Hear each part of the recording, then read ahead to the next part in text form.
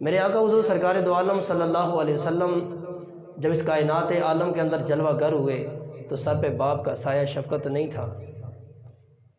آقا حضور سرکار مدینہ صلی اللہ علیہ وسلم کی پرورش پہلے سیدہ آمینہ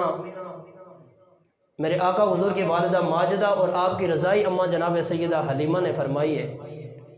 اور ابھی آقا حضور سرکار دو عالم صلی اللہ علیہ وسلم کی عمر مبارک تقریباً 6 برس ہی تھی کہ والدہ بھی داغ مفارقت دے گئی۔ والدہ کے وصال کے بعد آپ کے دادا جناب حضرت عبدالمطلب نے حضور کی کفالت فرمائی،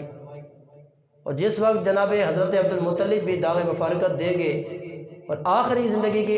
ایام تھے، تو آخری ایام کے اندر آپ نے آقا حضور سرکار مدینہ کو اپنے بیٹے حضور کے چچا جناب ابو طالب کے حوالے فرمایا،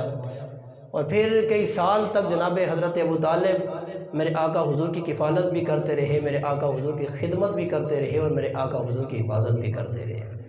حتیٰ کہ میرے آقا حضور سرکار مدینہ پرورش پاتے پاتے میرے آقا حضور سرکار دو عالم صلی اللہ علیہ وسلم کی عمر مبارک جب 25 سال ہوئی،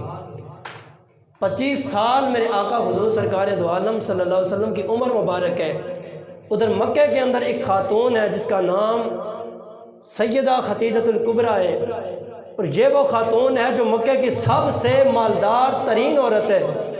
پورے مکہ کے اندر جو بزنس جو تجارت چلتی تھی جناب سیدہ خدیجہ الکبریٰ کے مال سے چلا کرتی تھی۔ 40 سال آپ کی عمر ہے بیوہ، لیکن مکہ کی سب سے مالدار ترین عورتیں، اور یہی وجہ ہے کہ بڑے بڑے مکہ کے سرداروں نے، بڑے بڑے مالداروں نے، بڑے بڑے تاجروں نے، بڑے بڑے سرداروں نے آپ کو نکاح کے پیغام بھیجے۔ ہر کوئی خواہش رکھتا تھا کہ سیدہ خدیجہ الکبریٰ سے میں شادی کروں۔ اس کی وجہ یہ کہ ایک تو مال و دولت زیادہ تھا، دوسری وجہ یہ ہے کہ جناب سیدہ خدیجہ الکبریٰ کا کردار اتنا ستھرا تھا، باوجود مال ہونے کے آپ طیبہ اور طاہرہ کے لقب سے جانی اور پہچانی جاتی تھی، یعنی آپ کا کردار بالکل صاف ستھرا تھا۔ آج تو لوگوں کے پاس چند پیسے آ جائیں نا تو لوگوں کے کردار بدل جاتے، لوگوں کا معیار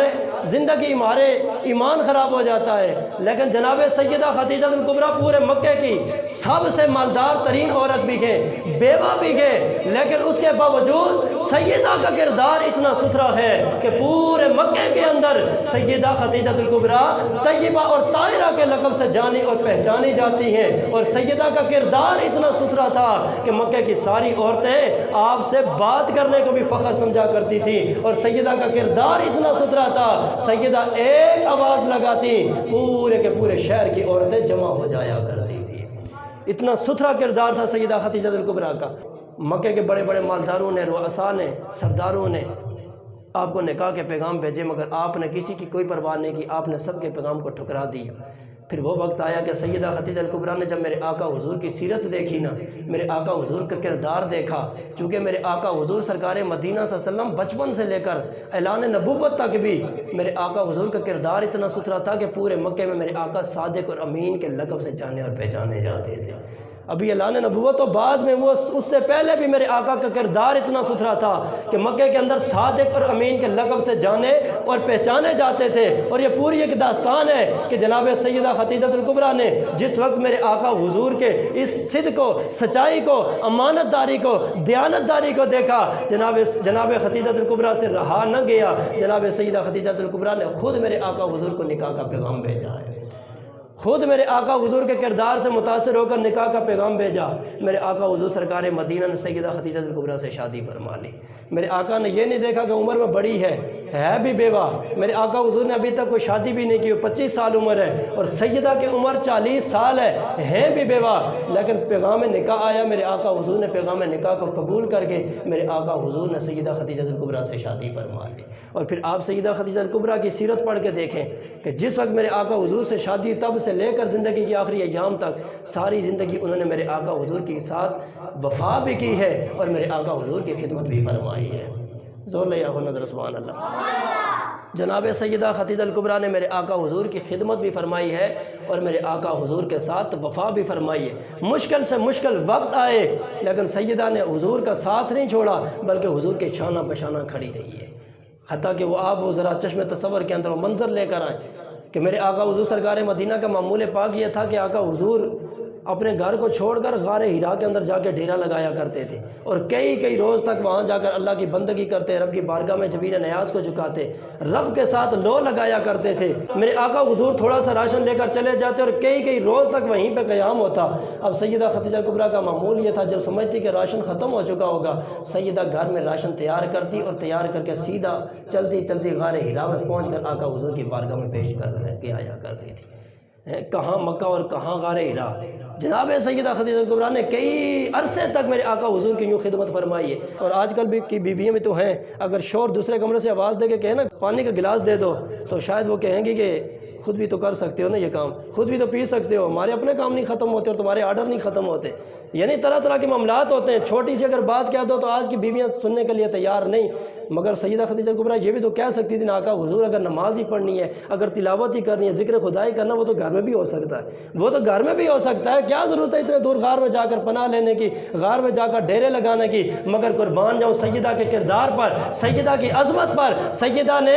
آقا حضور سرکار مدینہ کی بارگاہ میں ایک لفظ بھی نہیں کہا، بلکہ کئی عرصے تک گھر سے راشن تیار کرتی تھی اور غار ہرا میں جا کر مصطفیٰ کی بارگاہ میں پیش کر کے واپس آیا کرتی تھی۔ ایک مرتبہ اسی انداز سے جناب سیدہ راشن لے کر اپنے گھر سے چلی گئی تھی کہ رب العالمین نے دیکھا، رب کی رحمت کا جوش آ گیا۔ رب العالمین ان کا انداز دیکھا، رب العالمین کی رحمت جوش میں آئی۔ رب نے فرما سونے جبرائیل، عرض کی جی رب جلیل کیا حکم ہے؟ فرما سونے جان مکہ کی سرزمین میں غار ہرا کے اندر میرا یار موجود ہے، جا میرے یار کی بارگاہ میں پیغام خدا سنا کہ آج سیدہ خدیجہ کبریٰ آپ کی زوجہ محترمہ آپ کے لیے راشن لے کر گھر سے چل پڑی ہے۔ اے میرے محبوب، جو ہی سیدہ خدیجہ آئے اسے میرا سلام بھی پہنچا دینا اور جنت کے عالی مقام کی خوشخبری بھی سنا دینا، جنت کے عالی محل کی خوشخبری بھی سنا دینا۔ یہ کون کہہ رہا ہے؟ رب پیغام بھیج رہا ہے حضور کو کہ سیدہ خدیجہ کبریٰ کو رب کا سلام پہنچانا، سیدہ خدیجہ کبریٰ کو جنت کی بشارت سنا دینا۔ وجہ کیا تھی کہ جناب سیدہ خدیجہ کبریٰ نے حضور کی خدمت فرمائی تھی، آقا حضور کے ساتھ وفا کی تھی، جس وجہ سے رب العالمین عرشوں سے سلام بھیج رہا تھا۔ اور جناب سیدہ خدیجہ کبریٰ کی ساری زندگی آپ کی سیرت اٹھا کر دیکھیں، حضور کی خدمت کے اندر گزری ہے، حضور کے ساتھ وفا کرتے ہوئے گزری ہے۔ جناب سیدہ خدیجہ کبریٰ نے حضور سے شادی کی ہے تو نہ جان کی پرواہ کی ہے، نہ مال کی پرواہ کی ہے، بلکہ جان بھی حضور کے قدموں پہ قربان کی ہے، اپنا مال بھی سارا کا سارا حضور کے قدموں پہ قربان کیا۔ سیرت کے اندر موجود ہے، تاریخ کے اندر موجود ہے۔ سیدہ خدیجہ کبریٰ مکہ کی بڑی مالدار ترین عورت تھی، لیکن میرے آقا حضور کے ساتھ شادی کی تو سارا کا سارا مال جمع کر کے حضور کے قدموں پہ نشاور کر دیا، حضور کے قدموں میں ڈھیر کر دیا اور پورے مکے کے اندر اعلان بھی کر دیا، کہا مکے والوں سنو، میرے تمہارے لاکھوں کے معاملات ہیں، میں نے تم سے ہزاروں لاکھوں روپے لینے کے، لیکن سنو میں تم سے پیسے کا مطالبہ نہیں کرتے ہوں، ایک ہی مطالبہ ہے، آؤ میرے یار کی قدموں کے اندر، میرے یار کی غلامی کے اندر میرے یار کا کلمہ پڑھتے جاؤ، قرضے کی معافی کی پرچیاں بھی لیتے جاؤ اور آقا حضور سے جہنم سے بخشش و نجات کا پروانہ بھی لیتے چلے جاؤ، قرضے کی معافی کی پرچیاں بھی لیتے جاؤ اور آقا حضور سے جہنم کا پروانہ بھی لیتے جاؤ۔ یہ جناب سیدہ خدیجہ کبریٰ کا اعلان تھا اور یہ تاریخ کامل کے اندر یہ روایت موجود ہے۔ تو جناب سیدہ خدیجہ کبریٰ نے نہ جان کی پرواہ کی ہے، نہ مال کی پرواہ کی ہے، بلکہ ساری زندگی حضور کی خدمت کی ہے، ساری زندگی حضور کے ساتھ وفا کی ہے۔ اور پھر یہی وجہ ہے کہ میرے آقا حضور سرکار مدینہ بھی جناب سیدہ خدیجہ کبریٰ سے اس قدر وفا کرتے ہیں کہ سیدہ کا وصال بھی ہو گیا، وصال کے بعد حضور کی کئی ازواج بھی ہیں، لیکن اس کے باوجود بھی میرے آقا حضور کی زبان پہ ہمیشہ خدیجہ کا نام ہی جاری و ساری رہتا تھا۔ زور اللہ یاخو نظر سبحان اللہ۔ ہر وقت میرے آقا حضور کے لبوں پہ خدیجہ کی بات ہوتی تھی، انہی کا ذکر، انہی کے تذکرے ہوتے تھے۔ ایک دن جناب سیدہ عائشہ عرض کرتی ہیں آقا حضور آپ کو اللہ نے کثیر تعداد کے اندر ازواج عطا فرمائی ہیں، حسین و جمیل اور کنواری آپ کو عورتیں اللہ نے عطا فرمائی ہیں، اور سیدہ خدیجہ وہ تھی جو بیوہ بھی تھی اور آپ سے بڑی بھی تھی، لیکن یا رسول اللہ اس کے باوجود آپ اکثر طور پہ جناب خدیجہ کا ذکر کرتے ہیں، انہی کی باتیں کرتے ہیں، انہی کے تذکرے کرتے ہیں، یا رسول اللہ وجہ کیا ہے؟ میرے آقا نے فرمایا عائشہ سنو، آج کے بعد خدیجہ کے معاملے میں مجھے کبھی نہ روکنا، اس لیے کہ خدیجہ وہ عورت ہے جب پورا مکہ میری مخالفت کر رہا تھا تب خدیجہ میری حمایت فرما رہی تھی، جب پورا مکہ میری مخالفت کر رہا تھا وہ میری حمایت کر رہی تھی، جب پورا مکہ میرے خلاف تھا تب وہ میرے شانہ بشانہ کھڑی تھی، میرے قدم کے ساتھ قدم ملا کر چل رہی تھی، اس لیے خدیجہ کے حوالے سے کوئی بات نہیں کرنا۔ تو جناب سیدہ خدیجہ کبریٰ کا یہ انداز ہے، یہ آپ کا کردار ہے، ساری زندگی حضور کے ساتھ وفا کی ہے، ساری زندگی حضور کی خدمت کی ہے، اور میرے آقا حضور اس لیے ہمیشہ انہیں یاد فرمایا کرتے تھے۔